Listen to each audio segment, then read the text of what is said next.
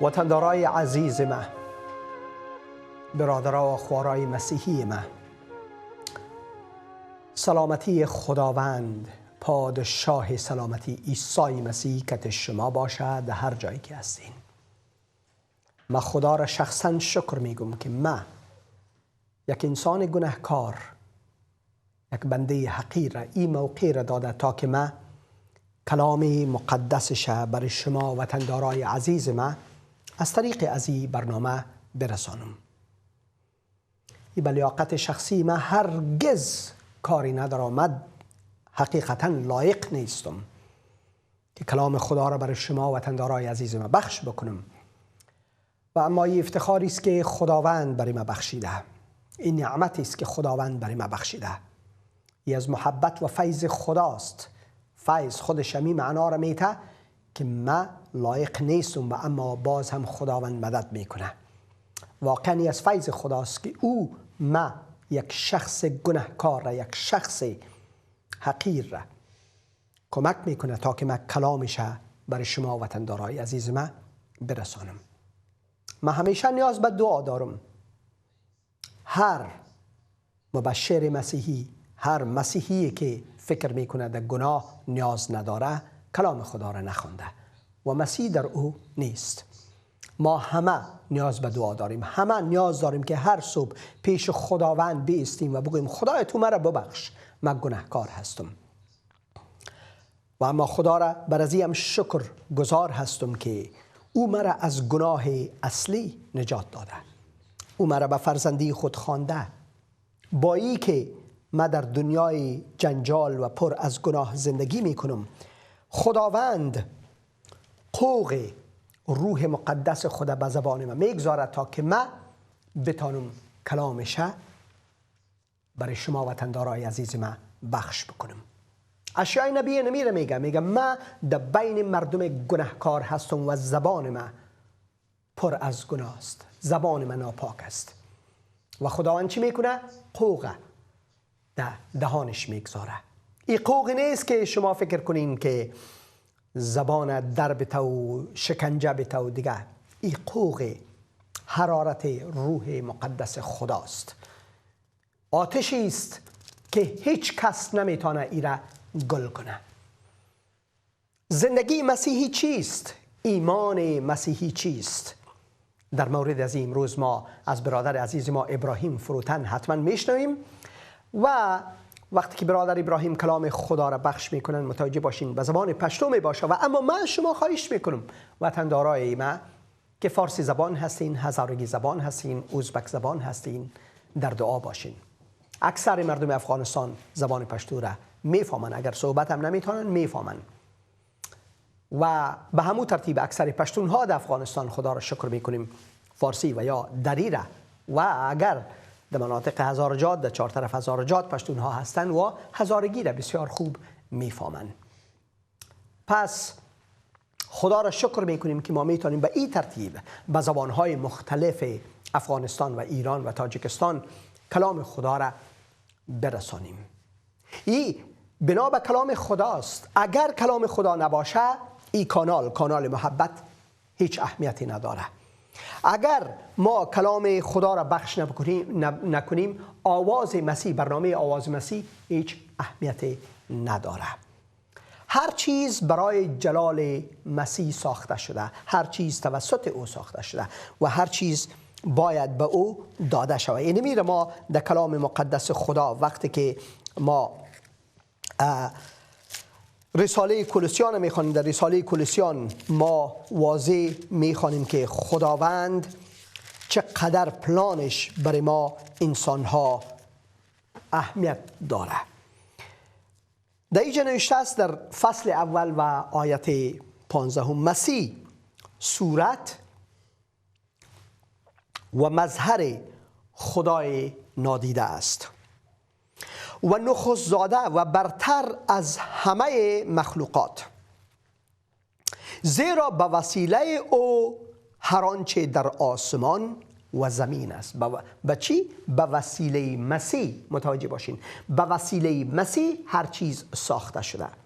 از همین خاطر پولس رسول در رساله قرنتیان اول قرنتیان. همچنین میگه مسیح قدرت و حکمت خداست. بدون حکمت هیچ چیز را ما نمیتونیم که حل بکنیم. حکمت از خداست، مسیح از خداست، مسیح قدرت خداست. مسیح واسطه است که از طریق او خداوند کائنات خلق کرده. در اینجا ما میخوانیم زیرا به وسیله او هر آنچه در آسمان و زمین است، دیدنی ها و نادیدنی ها، تخت ها، پادشاهان، حکمرانان و صاحبان قدرت آفریده شدند. بله، تمام موجودات به وسیله او و برای او. تمام موجودات به وسیله او، نه تنها به وسیله او بلکه برای او ساخته شده. اینجا گفته نشده برای کسی دیگه، برای ملائک، برای انسانها، برای کائنات، برای هیچ چیزی. تمامی کائنات به وسیله مسیح ساخته شده و برای مسیح ساخته شده. پس جلال بر نام مسیح. هر کی مسیح را نشناخته خدا را هرگز نشناخته. هر کی مسیح را به عنوان خداوند و یگانه منجی نشناخته خدا را هرگز نشناخته. چون مسیح کسی است که او ثابت کرد که او خداوند هست و او ثابت کرد که او یگانه نجاتگر ما بشر هست. او ما را به فرزندی خود میخوانه، ما را به ایمان به خود دعوت میکنه که به من ایمان بیارین، دعوت میکنه.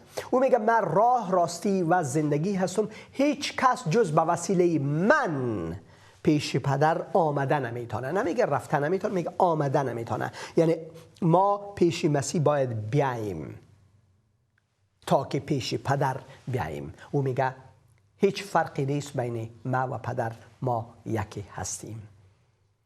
پس دعا میکنیم که خداوند این حقیقت بسیار عمیقه برای وطندارای عزیز ما واضح بکنه. امروز قلبها باز شوه، چشمهای قلب باز شوه، چشمهای قلب باز شوه تا که ما عیسی مسیح را پادشاه در مقر قلب خود جا بدیم. خداوند این اختیار را برای ما داده، ما اختیار داریم. ما میتونیم خدا را رد بکنیم، اما خداوند میخواد ما به اختیار خود قلب خدا باز بکنیم و قلب خدا خانه خدا بسازیم. چقدر جالب! چه خدای عظیمی داریم، چه خدای عظیمی داریم. یک مثال پنجابیز میگه که هر چیزی را که آزار میتین قلب آزار نتین، زیرا در قلب جایی است که خانه خداست.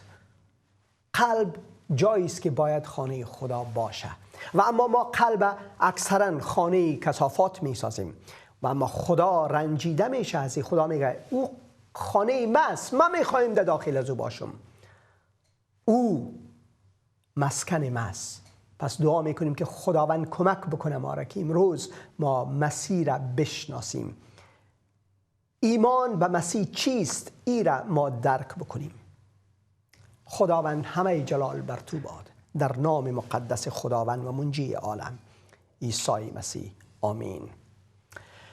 قبل از اینکه از برادر عزیز ما ابراهیم جان دعوت بکنیم که کلام خدا را امروز بخش بکنه برای 15 دقیقه، یک برادر عزیز ما هست که من شخصا ایشان میشناسم، چند سال است که میشناسم و امروز میخواین شهادت بدن که چطور به عیسی مسیح و چرا به عیسی مسیح ایمان آورده. برادر جاوید هستن. برادر عزیز ما، وطندار گلم، مانده نباشی. هلو. سلام خدمت آقای الیاس عزیز و همه دستانداران تلویزیون محبت که این همه زحمت میکشید خدمت خداوند رو بکنید. و یک سلام به خدمت هموطنان عزیزم، همه فارسی زبانانی که همکنون ما را از طریق برنامه خوب شما تماشا میکنند. تشکر میکنم که در این برنامه خوب خود برای من وقت گذاشتید. امروز میخواهم کارهایی که خداوند ما عیسی مسیح در زندگی ما از طریق برنامه شما برای همه فارسی زبانان عزیز شریک بسازم. آقای اندریاس دیدار مال تو که هم دیگر رو میشناسیم، بذار ما هم خود معرفی کنم. بله برادر عزیزم. جاوید علیزاده هستم، از کشور افغانستان، از ولایت غزنی. مدت 4 سال است در کشور سوئد زندگی میکنم. من قبلا مسلمان زاده بودم، در یک خانواده مسلمان بزرگ شدم. طبق عادت کارهای مذهبی که همه مسلمانان انجام میداد ما هم انجام میدادیم. نماز میخواندیم، روزه میگرفتیم، قرآن میخواندیم، دعا میکردیم. همیشه این آداب را انجام میدادیم و آرامشی نداشتیم. همیشه زندگیمون پر از دغدغه و مشکلات بود. تا اینکه بنا به مشکلاتی که شامل حال ما شد، کشورم را ترک کردم، به اروپا سفر کردم. فکر کنم خداوند ما عیسی مسیح قبلا یک نقشه برای ما داشته بود. آمین. ما این همه راه پرخطر را پشت سر بگذاریم، کوهها و دریاها را، و به اروپا بیاییم. ما که در یونان آمدیم، به آنجا زندگی برای من خیلی سخت بود. آنجا بسیار در مشکلات و بدبختی زندگی میکردیم. همیشه دعا میکردیم، نماز میخواندیم، قرآن میخواندیم. مشکل ما که حل نمیشد، چی تازه زیادتر هم میشد. همیشه با خودم و خدایم درگیر بودم. خودم گفتم خدایا اگر تو واقعا خدایی، مرا از این مشکلات و بدبختی نجات بدی. و با افغان‌هایی که در این چند مدت آشنا شده بودم، یک روز مرا در کلیسا بود. کلیسا را دیدم، برای اولین بار خیلی برایم جالب بود. آنجا از همه اقوام را دیدم. سیاه‌پوست را دیدم، سفیدپوست را دیدم، ایرانی را دیدم، افغانی را دیدم. اعضای کلیسا با همه محبت میکردند، خوبی میکردند. کسانی که نیازمند بودند کمک میکردند. ما هم تقاضای کمک کردیم. به من لباس و کفش و غذا میداد. بعد از صرف غذا از کتاب مقدس برای من میگفت. در این مدت که ما در کلیسا میرفتیم، یک چیز را از زبان آنها بار بار شنیدم که میگفت عیسی خداوند است، او نجات دهنده است. هر مشکلی دارین، مشکلات خود را به دست او بسپارید. ما هم که این همه محبت و خوبی را از اینها می دیدم، برایم خیلی سوال خلق می شد و با خودم درگیر بودم. با عقیده ای که داشتم همیشه درگیر بودم. یک روز رفتم یک کتاب مقدس از اینها درخواست کردم و یک درخواست دعا هم کردم. کتاب مقدس را به من داد، برایم دعا کرد. خیلی احساسی خوبی برایم داشت. آرامش گرفتم. و کتاب مقدس را با خود بردم، همیشه میخواندم و تحقیق میکردم. زمانی که ما طرف سوئد آمدیم، با شخصی که قرار بود مرا به سوئد بفرستد صحبت کردم. گفت 3 روز بعد پرواز داری، خودت آماده کن. من یک روز قبل از پروازم رفتم کلیسا، از شبان کلیسا درخواست کردم، برایم دعا کرد. خدا را شکر بدون کدام مشکلات در سوئد رسیدم، با اینکه زبان نمیفهمیدم، جای را بلد نبودم. در سوئد که آمدم خود را به اداره مهاجرت معرفی کردم. اداره مهاجرت ما در شمال استکهلم در یک کمپ بود. بازم خداوند عیسی دستم را رها نکرد. ما را با افغان‌های آشنا کردند. همه اونها ایماندار بودند. با آنها چند مدت در کلیسا می رفتم. بعد از مدتی نقل مکان کردم در استکهلم. از طریق همه دوستانم در کلیسای افغان‌ها در استکهلم معرفی شدم. و در همانجا تعمید گرفتم و خوشحالم که نجات خداوند را یافت کردم. هللویا. و خوشحالم که خداوند ما عیسی مسیح ما را به عنوان فرزند خود قبول کرد.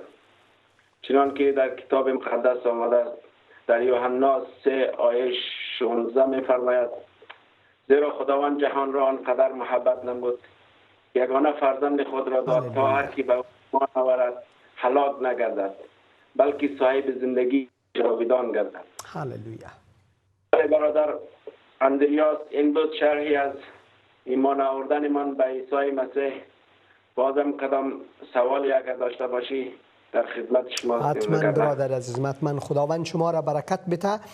بسیار شهادت قوی و خدا را شکر میکنیم که شما در جستجوی حقیقت بیرون شدین. خداوند بعضی وقتا بعضی مشکلات در زندگی ما اجازه میده تا که ما حقیقت بشناسیم و بسیاری افغانا از افغانستان خارج میشن تا که این حقیقت بشناسن، چون در اوج مهیا برشان نیست کلام خدا، ممنوع است و مسیحیت برش خصوصا کسایی که مسلمان باشن حکم مرگ است و این بسیار سخت است، چون ما در یک دنیای زندگی میکنیم که انسان ها خدا ساختن و قضاوت میکنن، در حالی که خدا هر روز برای هر کس نفس زندگی میده، برای ایتیست، برای مسلمان، برای هندو، برای بودایی، برای مسیحی، برای یهودی، برای هر کس، بر دزد او نفس زندگی میده که زندگی کنه. خدا نیست که به زور ما را به این طرف و طرف ببره، بلکه خداوند برای ما اختیار داده.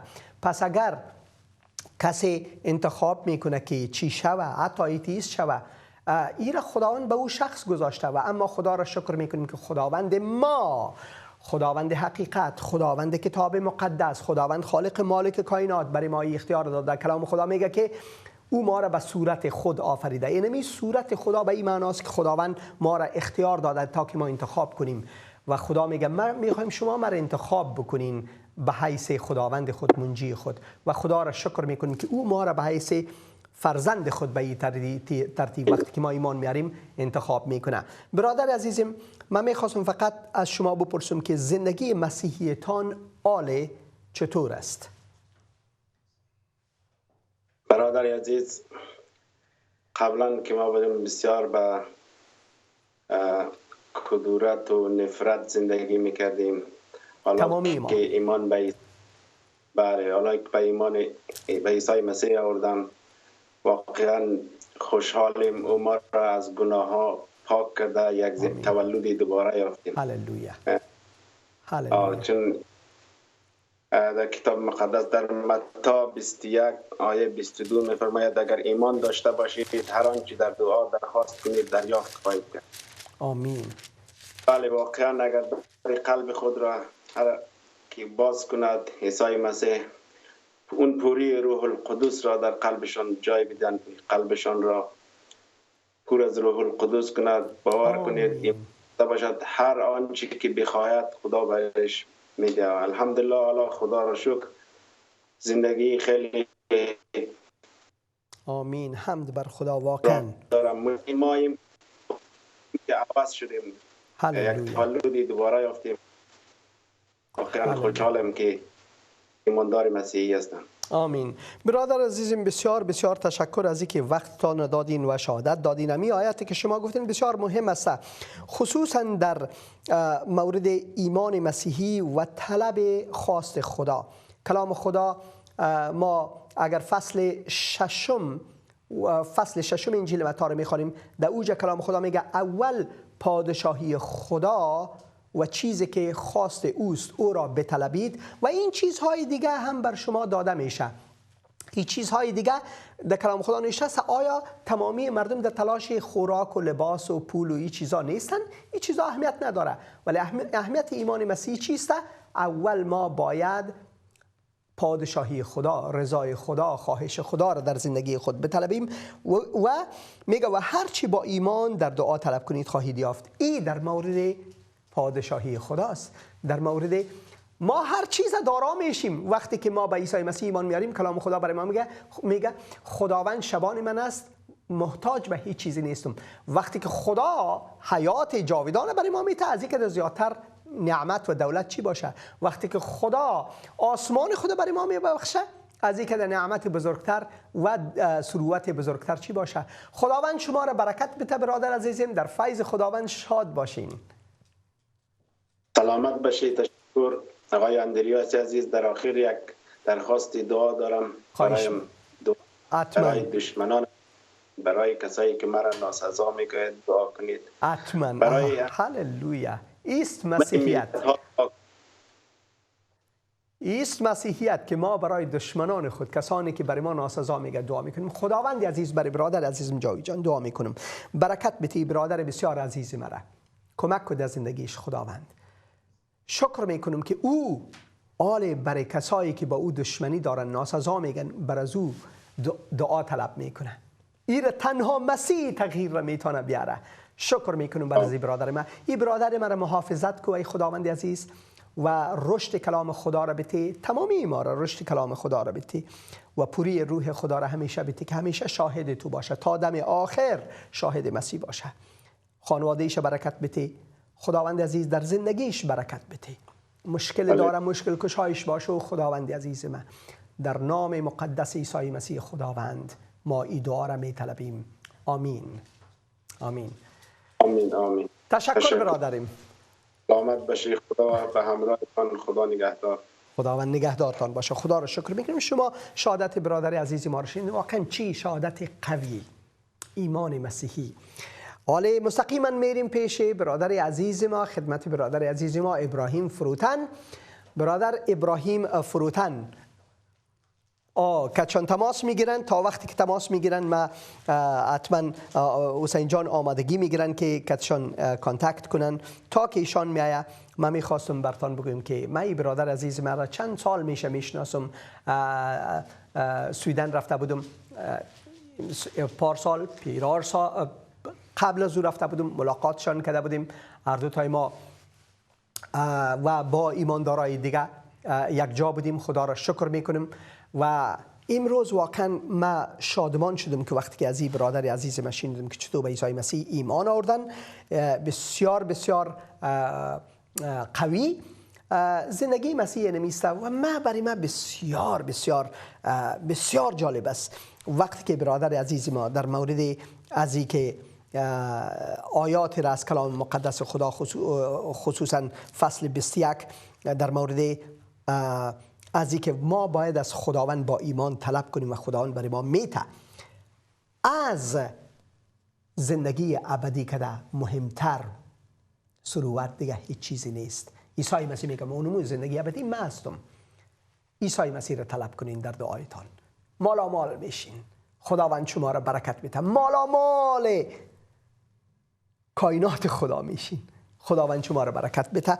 و برادر عزیز ما آنلاین هستن کتیما زما ډیره ګرانه وروره ابراهیم ستړی مشي وطندار جو روغ او خوشحاله اوسئ. حسین جان خدای دې برکت درکړي. تاسو ته هم خدای برکت درکړي. زما ډیره ګرانه وروره ډیره مننه که چې تاسو دا وخت د آواز مسیح د مسیح غږ لپاره راکړي او د خدای کلام انسانانو سره خصوصا د پښتنو سره بخش کوي. ګرانه وروره د ټول وخت ستاسو دی. ډیره مننه.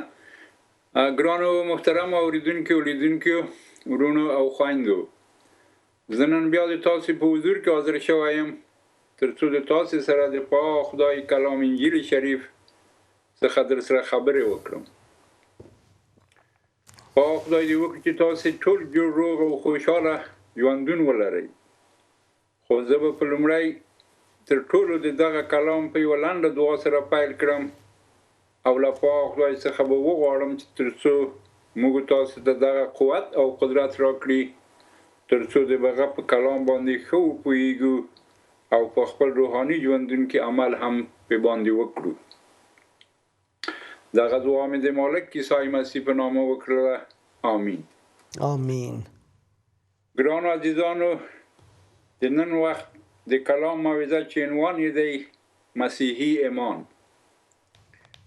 په مخکې له دې چې د ایمان په باره کې د پاک خدای له کلام څخه درته بیان کړم باید دغه درته ووایم چې مسیحي ایمان هغه ایمان دی چې ډک له مینې او خوشحالۍ څخه وي. آمین. ځکه چې په مینه کې دی چې د پاک خدای له احکامو کلام څخه موږ تاسې اطاعت کولی شو او د پاک روح د خدای لومړنی بخشش او نعمت هم مینه دی. خو بیا هم دا لازمه ده چې د پاک خدای د کلام انجیل شریف څخه په حقیقي او کامل ایمان باندې ښه وپوهېدلی شو نو بیا سوال داسې پیدا کیږي چې حقیقي او کامل ایمان څه دی. نو په دې خاطر دی چې د پاک خدای کلام د ویلو او د اورېدلو او د غوږ نیولو لپاره موږ کولی شو په حقیقي ایمان باندې ښه وپوهېږو. نو زه به تاسې ته د تاسې د ښه پوهېدلو په خاطر له نوې روزنامې د انجیل شریف د عبرانیانو له لیک 11 باب اول آیت څخه تر 6 آیتو پورې درته بیان کړم، تر څو تاسې په دې وپوهېږئ چې د کلام له مخې ایمان څه دی. نو د پاک خدای کلام داسې فرمایي چې عنوان یې هم د ایمان دا دی چې په هغو شیانو باور وکړو چې پرې امید لرو، او د نالیدونکو شیانو ثبوت دی، ځکه چې زموږ مشران د ایمان په وسیله د خدای په حضور کې د قبول وړ ګرځېدلي او ګرځي. موږ ته د ایمان په وسیله دا معلومه ده چې عالمونه د خدای په کلام جوړ شوي دي. داسې نه ده چې څه په نظر راځي هغه د ظاهري شیانو جوړ شوي دي، او د ایمان په وسیله د خدای دپاره حابیل پخوا زمانو د قاین نه غوره قربانۍ په خدای ته پیښ کړله، او هم په هغه ایمان د صداقت ګواهي ورکړل شوه، ځکه چې خدای د هغه د قربانیو په باب کې ګواهي ورکړه حابیل خو مړ شوی دی، خو د ایمان په وسیله هم تر اوسه د هغه ګواهي ورکول کیږي. نو د ایمان په وسیله خنوق مړ نه شو، بلکې آسمان ته ژوندی پورته کړی شو. هغه هیڅ چاته ښکاره نه شو، ځکه چې هغه پاک خدای پورته اوچت کړی و، او د هغه د پورته کېدو نه مخکې د هغه په باب کې دا ګواهي هم ورکړل شوې وه چې د پاک خدای غوره کړی شوی او خوښ کړی شوی څوک دی. او بیا په 6 آیت کې واضحاً فرمایي چې بغیر د ایمانه د خدای خوشحاله کول ناممکن دي. بله. ځکه چې خدای تر راتلونکي ته ایمان راوړل په کار دي چې هغه موجود دی، او څوک چې په لټه کې وي هغوی ته اجرونه ورکوي. آمین. نو د ګرانو دوستانو، تاسو خو د پاک خدای کلام واورېدله، نو تاسو به په دې پوهېدلي وئ چې د ایمان نه مقصد څه دی. دا یې تعریف و چې د کلام له مخې ما تاسو ته بیان کړه، او په څرګند ډول سره تاسو واورېده چې ایمان په راتلونکي باندې هغه امید دی چې کومې چې وعدې پاک خدای په کلام کې موږ تاسو ته بیان کړي دي، او هم ایمان هغه څه دی چې اوس یې نشو لیدلی، خو ایمان لرو چې هغه موجود دی او کیدونکی دی، او په خپلو وعدو باندې پاک خدای عمل او وفا کوي. نو دا دی ایمان. او تاسو په دې هم پوهېدلی وئ چې پاک خدای هم ټول شیان د خپل کلام په واسطه باندې جوړ کړي دي، او ټول عالم یې پیدا کړی، او ټول جهان یې په خپل ذات باندې تیار کړی په خپل کلام سره، تر څو خلک دغه کائنات وګوري او په هغه باندې ایمان ولري.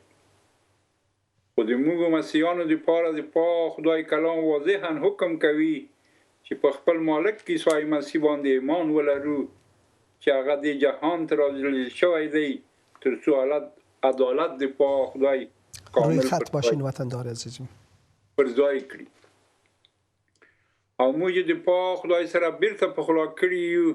اولین څوک دی چې له مړیو څخه بیرته ژوندی شوی دی. آمین آمین. برادر ابراهیم، یک تلفن داریم با اجازه تان. وطندار عزیزم روی خط هستین، بفرمایین. چیزی گفتنی داشتین؟ قطع شد وطندار، میتونین شما بعد از برنامه زنگ بزنین. برادر ابراهیم مهربانی. موږ د پاک خدای سره بیرته پخلا شوي د مالک عیسی مسیح په وسیله، ځکه د آدم هغه ګناه او بېطاعتۍ ټول عالم د خدای څخه بیل کړی و، او د هغه د نااطاعتۍ د دې سبب شوه چې ټول عالم د خدای څخه بیلتون ومومي. خو د مالک عیسی مسیح په وجود کې هغه خپل کامله مینه د ټول جهان د خلکو لپاره تیار کړله او ښکاره یې کړه تر څو خلک په ایمان راوړلو د پاک خدای په کلام سره د پاک خدای په مینه باندې ښه وپوهېږي او پاک خدای ښه وپېژني. آمین. او د هغه څخه بیا د پاک روح په وسیله اطاعت هم وکوي.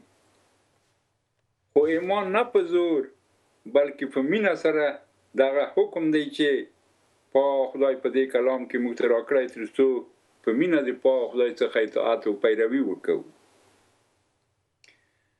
او د مالک عیسی مسیح په خپله دا حکم په واضح ډول په انجیل شریف کې راته فرمایلی دي چې زه به تاسو ته د انجیل شریف یوحنا 14 باب اول آیت درته بیان کړم چې د خدای کلام مالک عیسی مسیح داسې فرمایي: ستاسو زړونه د غمجین نشي، په پاک خدای یقین او ایمان لرئ. روی خط باشین وطندار. په ما هم ایمان ولرئ.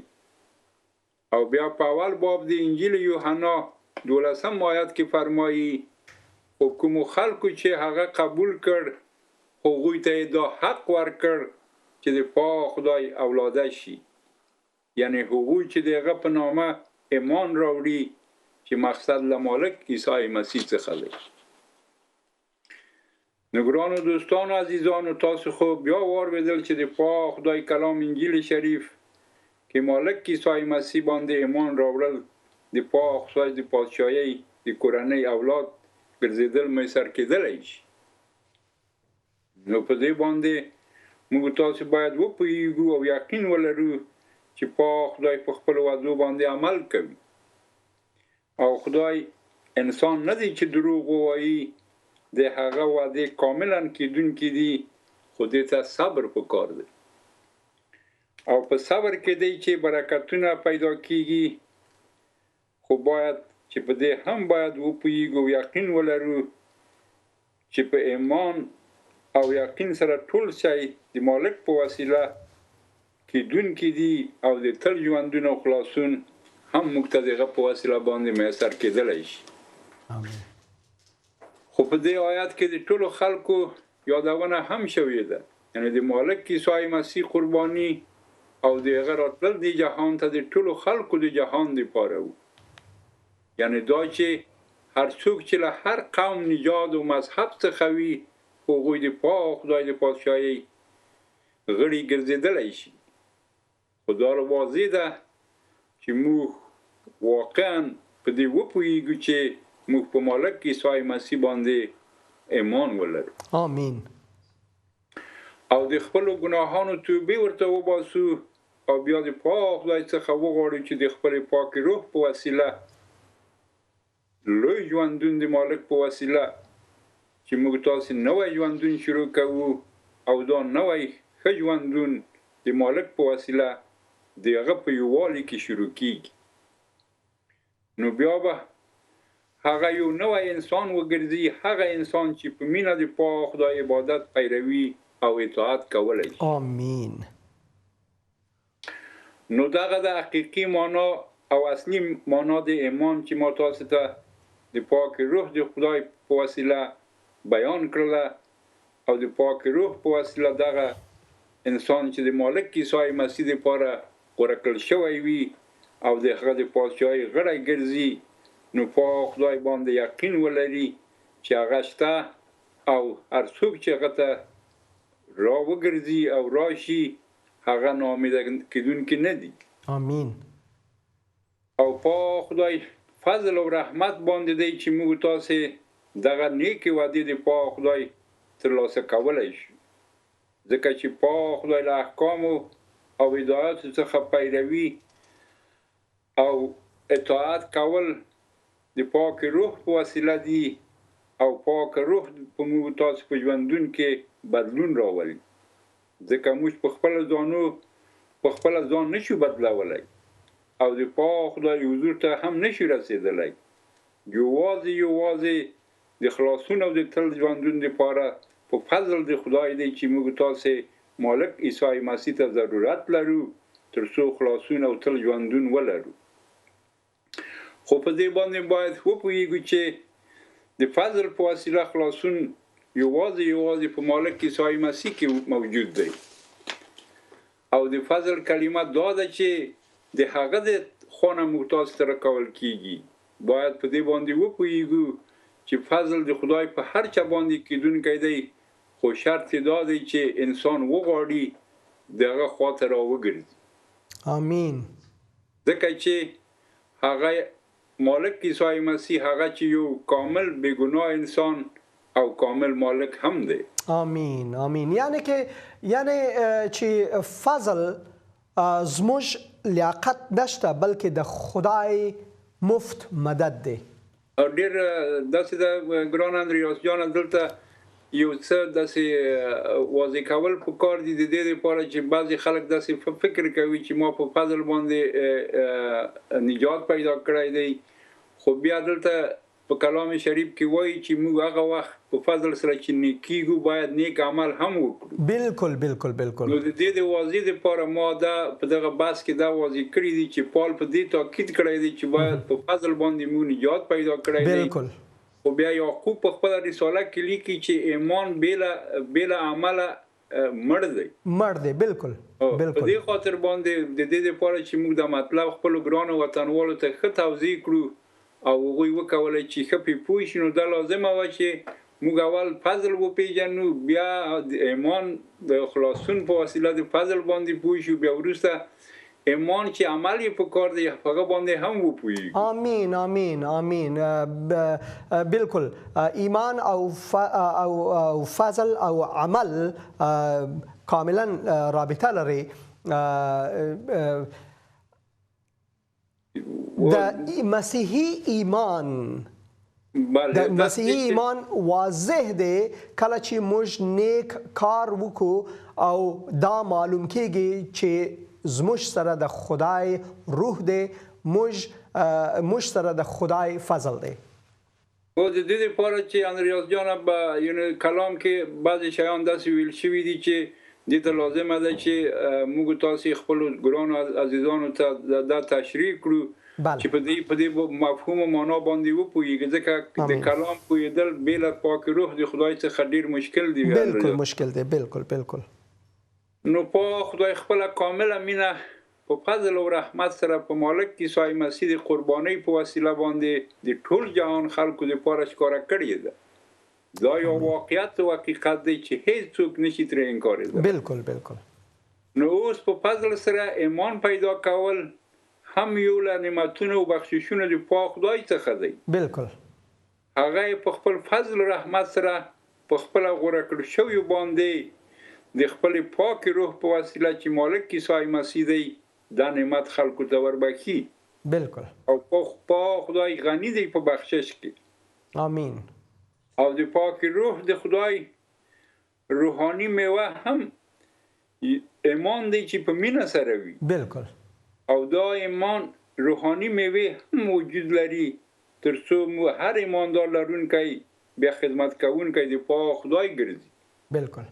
او خپل مالک د جلال لپاره خدمتونه وکوي. خو خدمتونه د ایماندارانو په جماعتونو کې ډول ډول دي. هر یو ایماندار د مالک په وسیله ورته خدمت میسر کېدلی شي. نو د دې لپاره هم ګران اندریاس جان ما واضح کړي دي چې په کلام د خدای کې د روح میوې او خدمتونه هم بیل بیل. بالکل. د دې لپاره چې موږ ګران عزیزان وپوهیږو یو نفر په جماعت د مسیحي کې یا په کلیسا د مسیحي کې ایمان لري لیکن هغه معلم دی چې خلکو ته تعلیم د کلام ورکړي. یو نفر خدمت کوي چې تبلیغ وکړي لکه ته چې کړې لکه زه چې کړم. دا هغه څوک دی چې د پاک خدای خدمت په پاک روح د خدای څخه ورته میسر شوی دی او دا خدمتونه کوي. بله. خو ځینې داسې فکر کوي چې اندریاس او ابراهیم په خپل سر باندې دا کار شروع کړی. مګم دا داسې نه ده د پاک خدای له خوا دا نعمتونه په خپل رحمت باندې موږ تاسو ته میسر کېدل بالکل دا کاملا د خدای نعمت دی د خدای فضل دی بالکل کنه ته دې ته وګورې اندریاس جان ته د کوم ځای نه راغلی دا کلام دلته بیانوي چې خلک یې واروي زه د کوم ځای نه راغلی یم چې دا کلام خلکو ته بیان خپل ډېره غټه نمونه او مثال دی چې د موږ عزیزان په باندې وپوهېږي چې د خدای د خوا نه د دغه روحانی میوه او د روحانی نعمتونو بخشش د خدای له خوا دی آمین آمین آمین زه همیشه وطنداران ته وایم چې زه حسین اندریاس یو نالایق شخص یم مگر دا د خدای فضل دی چې خدای دا نعمت ماته بخشش په بخشش ورکړی دی چې زه کولی شم چې د خدای کلام بخش کوم آمین دا ګوره داسې دی په پال رسول وایي چې ما بل لوی ګناهکار نه و بالکل لیکن د خدای په فضل باندې زه انتخاب شولم چې د ما داسې یو متعصب انسان خلک وګوري هغوی هم وکولی چې د خدای د جلال لپاره خدمت وکړي او پولس رسول وایي چې زه د ګناهکارانو سردار یم ولې په دې خاطر هغه اعتراف کړی دی ځکه په خدای کلام پروايي چې په ضعف کې دی چې موږ وخت چې موږ ضعیف یو خدای پاک موږ د خپل جلال لپاره استعمالوي هللویا آمین موږ خلک نه یو موږ په انساني ډول باندې ښه خلک نه یو لیکن خدای دې ته ښه کړي چې د لیاقت راکړی دی چې دغه کلام په فضل باندې موږ خپل ګران عزیزانو ته وارو زه ډېر شکر کوم دی باندې تا ته خپل ځان ته او ټول عزیزانو ته آمین خو په دې باندې باید هم وپوهیږو چې ابدي خلاصون او د تل ژوندون په ایمان سره چې یو نعمت دی لوی نعمت دی خدای دی زه به بیا هم د تاسو لپاره د تاسو د ښه پوهېدلو په خاطر د نوې لفظنامې د انجیل شریف د افسوسیانو له لیک دوهم باب 8 او 9 آیاتونه درته بیان کړم چې پال رسول د پاک روح د خدای په وسیله داسې فرمایلی او فرمایي ځکه چې تاسو د ایمان په وسیله په فضل خلاصون موندلی دی دا ستاسو له طرفه نه بلکې د پاک خدای بخښنه ده هللویا دا د انساني عملونو په سبب نه ده د دې لپاره چې هیڅ څوک په خپل ځان فخر ونه کوي هللویا دغه آیه داسې یوه آیه ده چې موږ ته د ټول کلام معنا او مفهوم د خلاصون و ابدي ژوندون راته د فضل معنا راته راکوي بېشک آمین ځکه واضح وایي ځکه چې تاسو د ایمان په وسیله په فضل خلاصون موندلی دی دا ستاسو له طرفه نه بلکې د خدای بخښنه ده هماسې چې تا مخکې وفرمایل چې خدای دغه بخشش ماته راکړی بالکل بلکې دا د پاک خدای بخښنه ده او دا د انساني عملونو په سبب نه ده د دې لپاره چې هیڅ څوک په خپل ځان افتخار ونه کړي فخر ونه کړي نه اندریاس نه ابراهیم نه بل دا د خدای نعمت هللویا نو ګران عزیزانو ورونو خویندو تاسو د پاک خدای د فضل نجات خلاصون او تل ژوندون په باره کې واورېده د پاک خدای کلام په واضح باندې فرمایي چې خلاصون او د تل ژوندون د ایمان په وسیله دی نه د عملونو په سبب نو تاسو په دې هم ښه پوهېدلی وای چې د خپل انساني د ښه عملونه باندې هیڅ څوک د پاک خدای حضور کې د قبول او د صداقت وړ نشي ګرځېدلی ځکه چې موږ د پاک خدای د جلال څخه محروم کړل شوي یو یوازې د مالک په یووالي او فضل د پاک خدای په وسیله دی چې موږ نیک او عادل بیرته ګرځو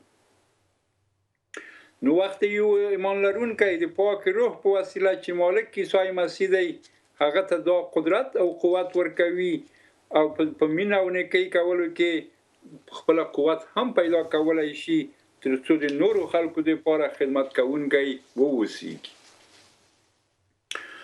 نو دا هغه وخت دی چې وخت موږ د مسیح عیسی سره په ایمان راوړلو باندې د هغه سره یووالی پیدا کوو او بیا په نیک او ښه عملو کولو باندې د پاک روح د خدای سره د دې توان او قوت پیدا کوو چې نیک عملونه هم وکړو ځکه چې ایمان بې عمله هیڅ ګټه نور خلکو ته نشي رسولی او هیڅ چا سره چې موږ مینه ونه کړو او نیکي ونه کړو چاته ګټه نه رسیږي خو نیک او ښه د خیر عمل وخت کېدلی شي چې موږ تاسو د پاک روح په قوت سره او د هغه په مال سره وکولای شو د ایمان په وسیله د ښه او نیک عملونو لپاره د ګټې او د خیر کارونه د نورو د خلکو لپاره وکړو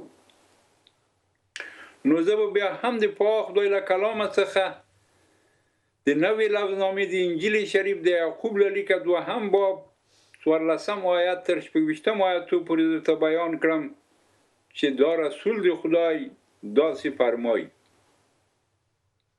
ای زما ورونو که څوک وایي چې زه ایماندار یم خو عمل نه کوي خو نیک عمل نه کوي نو فایده یې څه ده آیا تاسو ایمان هغه ته او آیا داسې ایمان هغه ته خلاصون ورکولی شي یا څه دا د سوال په ډول کړي بله او که څوک خپل ورور وویني یا خپل خور ایماندار وویني چې د حاجت چښتنه ده او په جامو خوراک او پوشاک ته احتیاجمنه ده نو بیا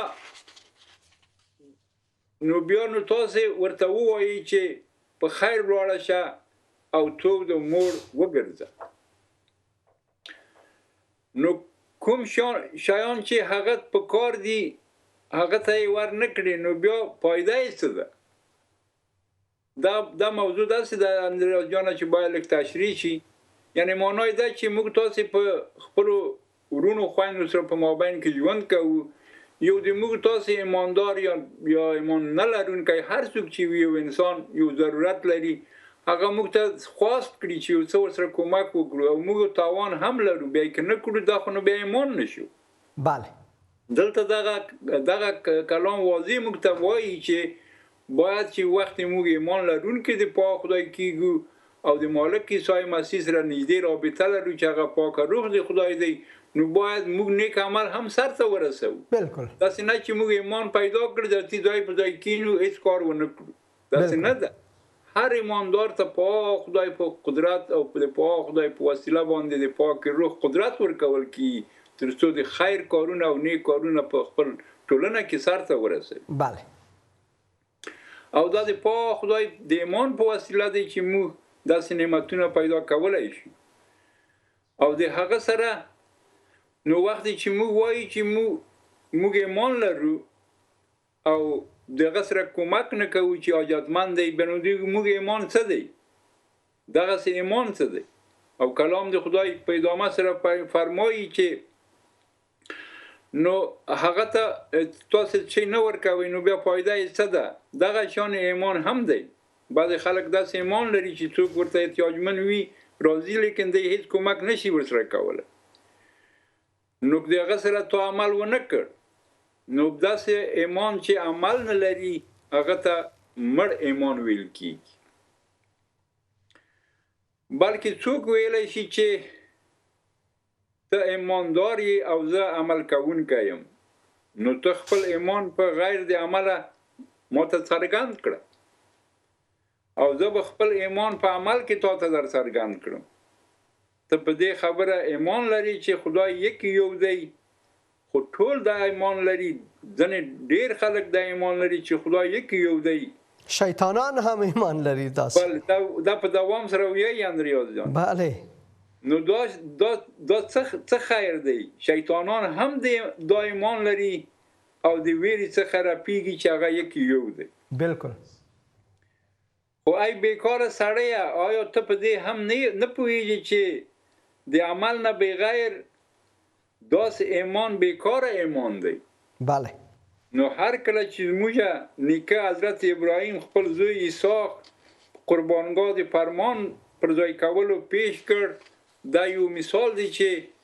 یعقوب وایي چې د حضرت ابراهیم مثال راوړی نو آیا هغه په عمل سره صادق نشو بله نو بیا تا وکتل چې ایمان د هغه د عمل سره یو ځای اثر وکړ نو وختی چې حضرت ابراهیم په پاک خدای باندې ایمان راوړ، بیا د خدای پاک د حکم په وسیله چې ورته ویل خپل زوی د قرباني کړه، هغه عمل هم وکړ. دلته یې واضح تشریح کوي او وایي چې د هغه د ایمان سره یو ځای د هغه ایمان معلوم شو، بالکل، او د عمل کولو سره ایمان کامل هم شو. بالکل.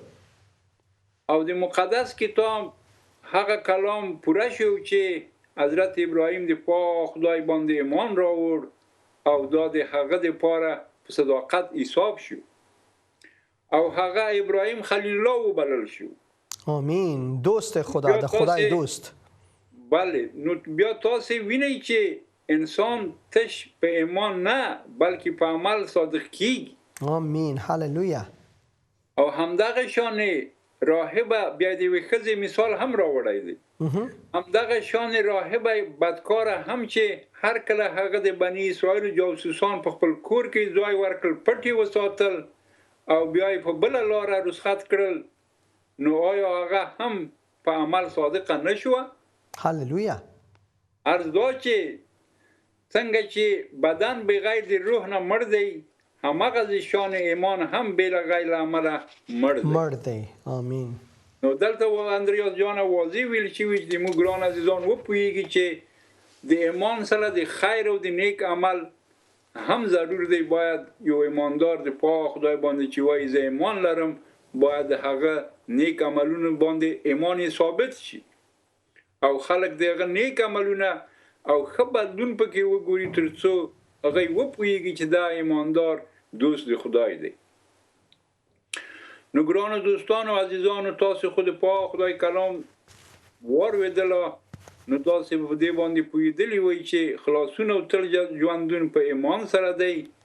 خو د موږ لوی بل بخشش دا دی چې د پاک روح د خدای په وسیله موږ بیا په دې باندې قادر کېدلی شو چې بیا نیک کارونه هم سرته ورسوو. آمین.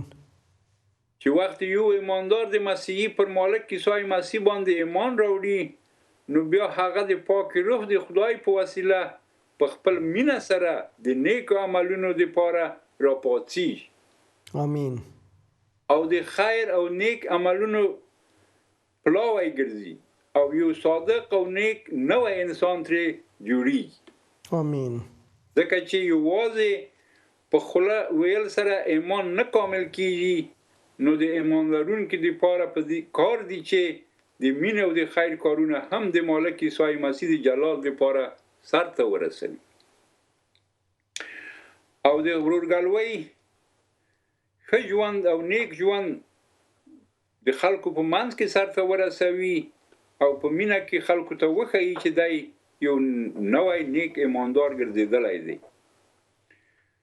او کینې او نفرت څخه چې شیطانی دی لاس واخلي، نو که چیرې څوک د خپل ګاونډي او هم شانه سره د خیر او مینې عمل نه کوي، نو هغسې ایمان بیا کامل نه بلل کیږي. ځکه چې کلام د خدای واضحاً فرمایي چې یو ایمان لرونکی نه یوازې په ویلو بلکې په عمل کې هم باید د خپل ورونو خویندو سره دا ثابته کړي چې دی یو ښه مینه کوونکی او خیر رسونکی یو نوی انسان ګرځېدلی دی. ځکه چې زوړ انسانیت د یوه ایماندار د مسیح سره پر صلیب باندې مړ شو. ځکه هغه زوړ انسانیت چې خطاوې او ګناوې او بد کارونه یې کول، وقتی چې د عیسی مسیح په نامه ایمان راوړ او د غسل تعمید یې ونیوه، بیا نو د ده زوړ انسانیت د مسیح سره په صلیب باندې له منځه څخه ولاړ. او دا داسې یوه عمل دی چې دا یو روحاني عمل دی. ځکه وخت موږ تاسې مسیح عیسی ته راځو او بیا د هغه په نامه باندې ایمان راوړو، نو دا ضرور ده چې د هغه په نامه باندې غسل هم ونیسو. دا غسل انساني نه بلکې دا روحاني عمل دی چې موږ دا ثابتوو چې موږ په مالک باندې ایمان راوړو. او دا نوی انسانیت چې د مسیح په یووالي کې د نیک او صادق انسان په طور شروع کړی دی. آمین. خو دا کار د موږ تاسې نه دی، بله، بلکې د پاک روح د خدای دی چې ایمان لرونکی ته دا قوت ورکوي چې یو صادق او رازکار انسان ووسی. آمین آمین. رورا ابراهیم فقط 2 دقیقه لرو از ما خواهش دی چې تاسو دعای وکړئ وطندارانو لپاره.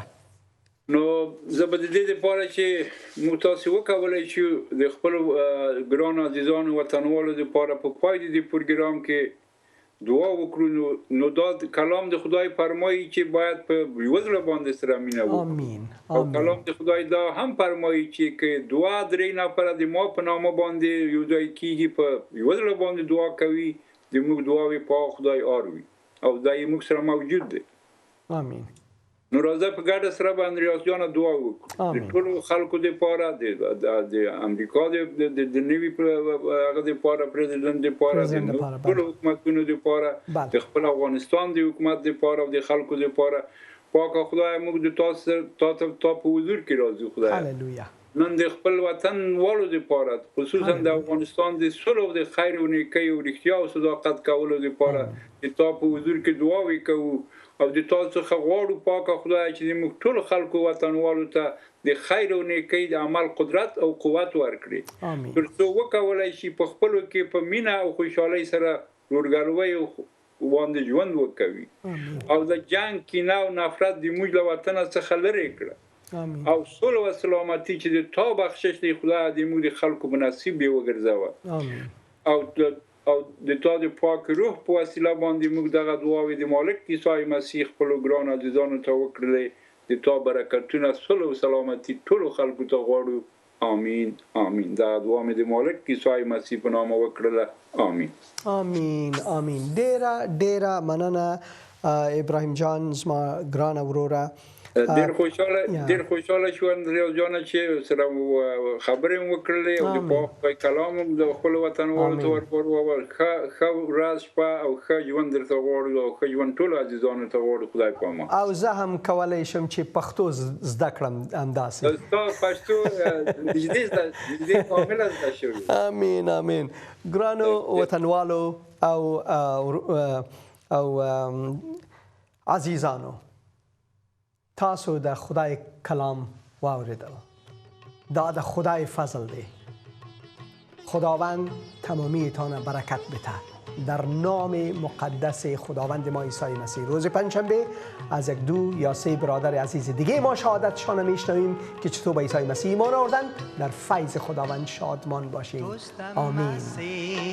یارم مسیح در هزاران عزیزم مسیح تنها هادیم تویی ای مسیح تنها هادیم تویی ای مسیح دوستم مسیح یارم مسیح در هزاران عزیزم مسیح تنها هادیم تویی ای مسیح.